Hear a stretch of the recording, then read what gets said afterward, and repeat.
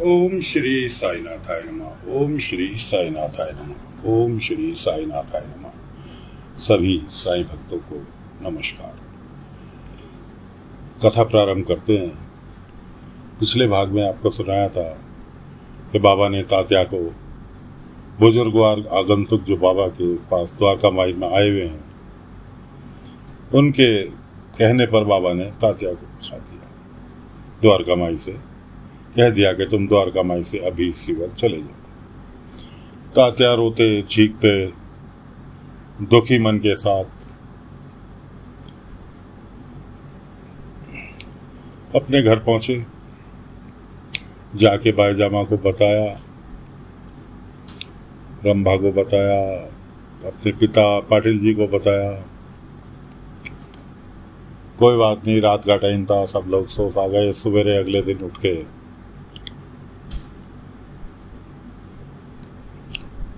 पाटिल जी, बाईजामा, रंभा की तात्या की पत्नी और इधर मालसापति जी, मास्टर जी, श्रीकांत, चंदू, सभी काफी सारे लोग बाबा के पास पहुंचे।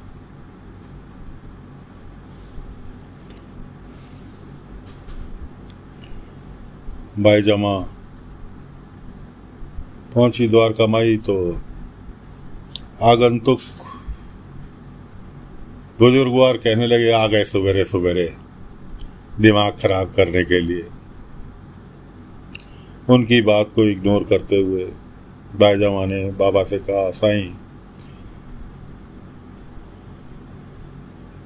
तात्या तुम्हारे साथ बचपन के से लेके आज तक रहा है और तुमने उसका द्वारका माई में आना के लिए मना कर दिया। उसने अन्न जल तक छोड़ दिया। साईं, उससे कुछ गलती हो गई है तो उसे माफ कर दो। वो तुम्हें गुरु के अलावा अपने बड़े भाई की तरह मानता है।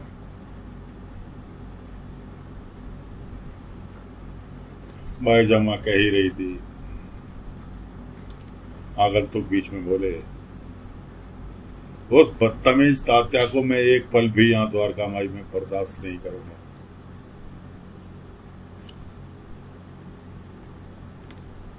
पाटिल जी बीच में बोले, कल को तो बुजुर्गवार आप ये हमें भी ये कह दोगे कि हम सब द्वारका माई में नहीं आए।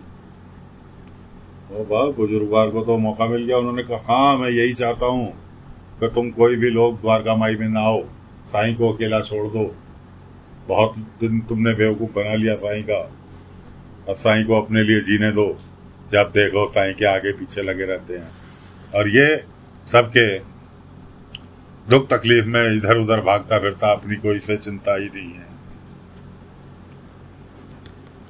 अब तो जितने भी गांव वाले आए थे सबका भड़कना लाजमी था।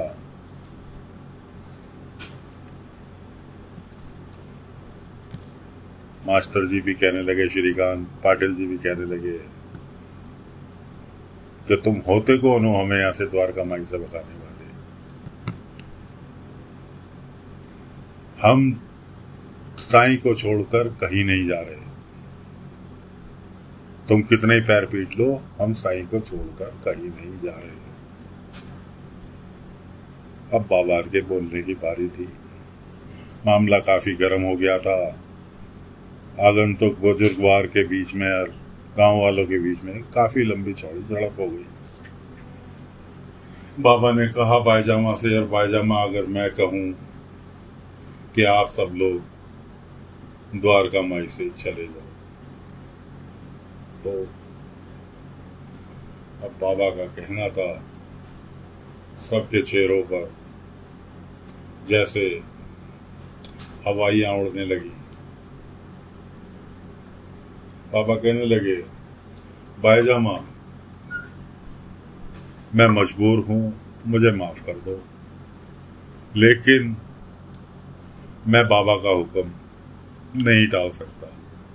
जो बाबा चाहेंगे फिलहाल द्वारका माई में वही होगा। अगर बाबा नहीं चाहते आप लोग यहाँ आए तो आप लोग मत आओ।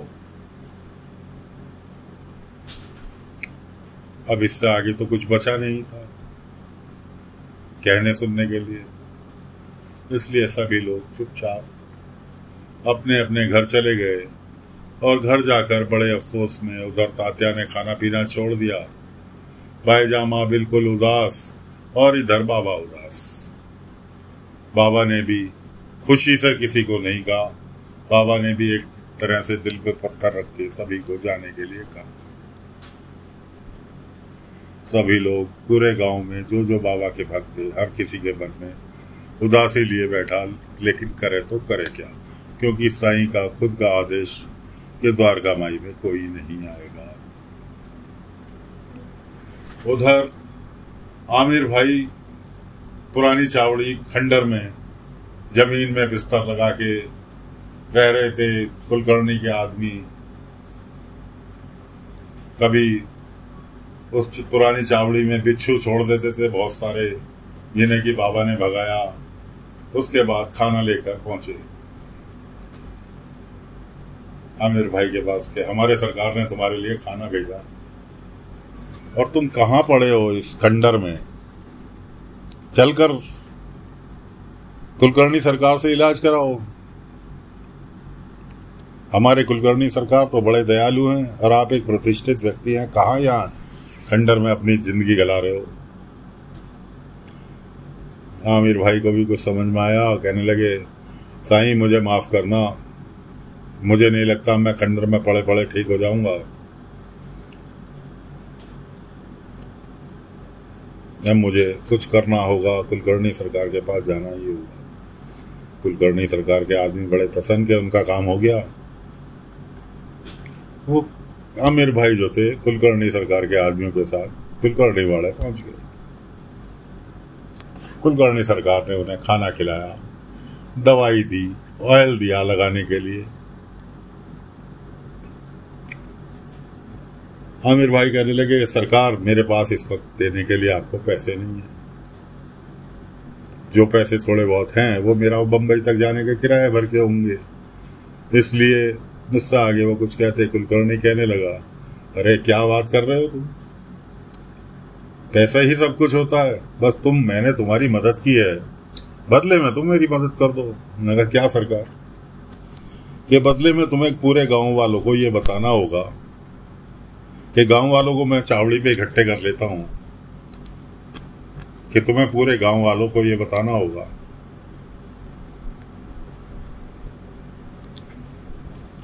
कि मेरा इलाज कुलकर्णी सरकार ने किया, साईं के बस का कुछ नहीं है। आमिर भाई कहने लगे, कुलकर्णी सरकार ये बात तो मैं नहीं कह सकता, साईं के भरोसे ही मैं यहां तक आया हूं। रही बात दवाई की, तो इसके पैसे आपको मैं बॉम्बे जाके भेज दूंगा। कुलकर्णी ने तुरंत उसके हाथ से दवाई छीनी। आदमी में सका ऐसा धक्के देके बाहर निकाल दो वाड़े से।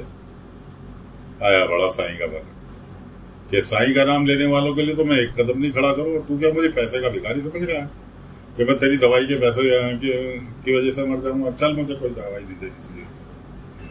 इस तरह से कुलकर्णी ने उसे अपने घर से बाहर निकाल दिया। अब आमिर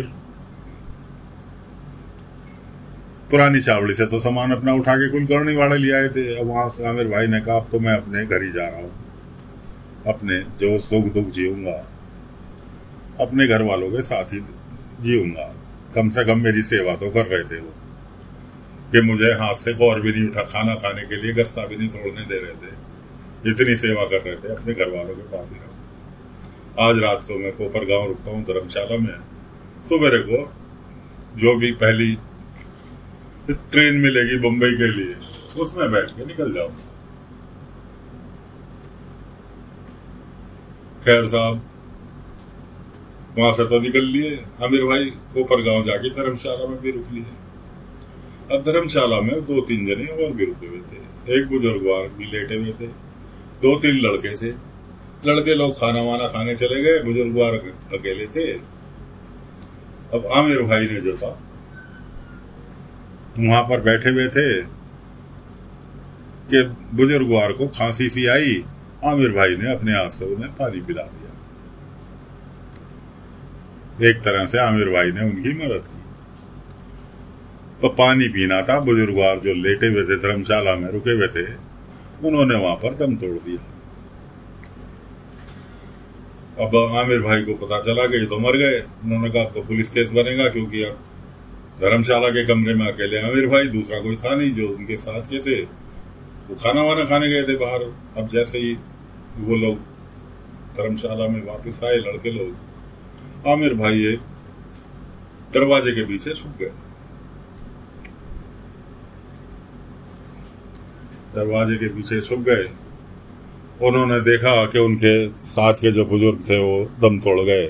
उन्होंने कहा खून कर दिया, खून कर दिया, किसी ने हमारे इसका खून कर दिया। धर्मशाला का जो केयर टेकर था वो आया। उन्होंने कहा पुलिस का मामला है, पुलिस को बुलाओ।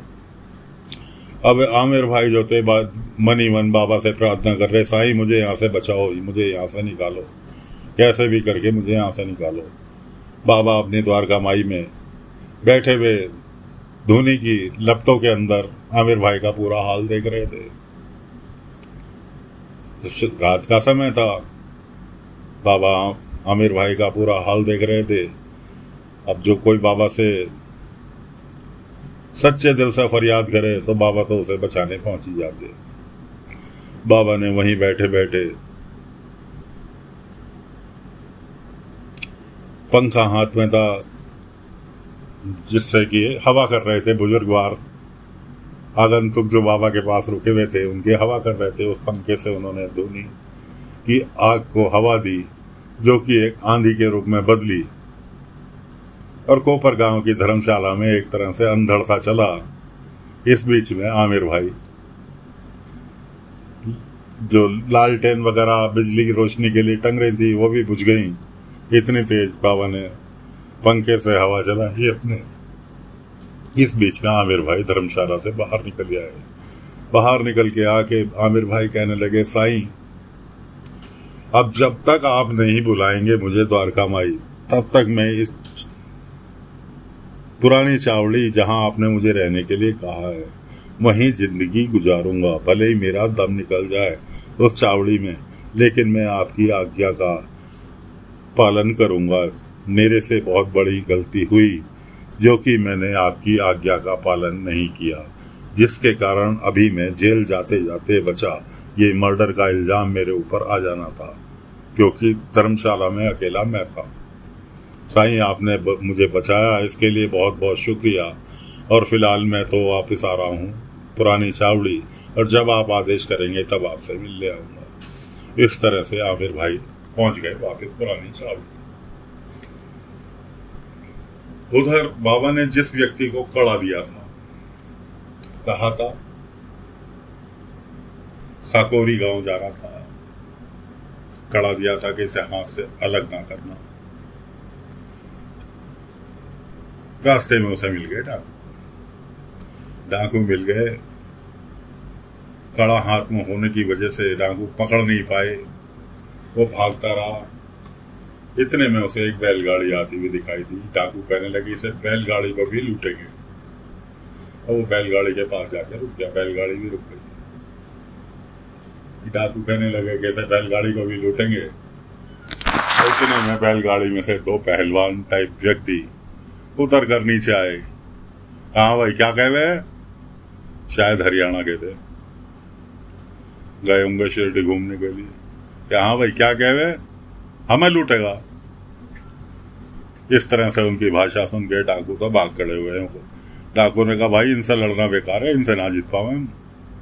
डाकू लिए भाग।